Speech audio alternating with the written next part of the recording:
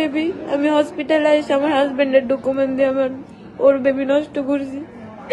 এরপরে আমি ওরা বলছি বুঝে দেখ তুই বিয়ে কর, নাইলে কিন্তু আমি সবাই সবকিছু বলে দিব। পরেও বলতেছে আমি বিয়ে করব না। তোর কাছে কোনো প্রমাণ আছে? আসলেই তো আমার কাছে কোনো প্রমাণ কিচ্ছু নাই, আমার কাছে কোনো প্রমাণ কিচ্ছু নাই। আমি মুখে ওরা দেখাইতে পারব না। আমি সবার কাছে চাইতেছি, আমি মন ফাল্গুনবাসী কমিটির কাছে চাইতেছি আমার যদি সুস্থ বিচার হয় সে বিয়ে করব, তাহলে আমি আত্মহত্যা করে সব মন ফাল্গুনবাসী বাংলা কমিটির সবাই দায়ী থাকবে।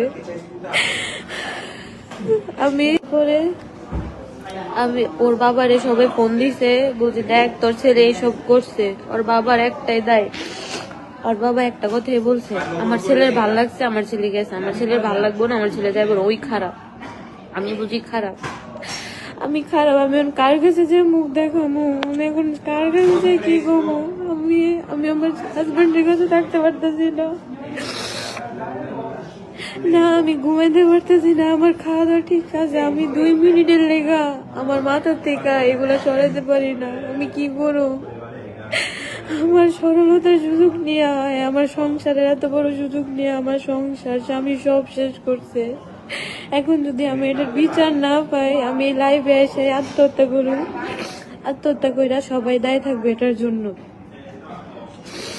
এটার জন্য সবাই দায়ী থাকবে, কেউ এটা রিয়াকশন নিতেছে না, সবাই শুধু দেখতেছে, মজা নিতেছে, কেউ এটা রিয়াকশন নিতেছে না।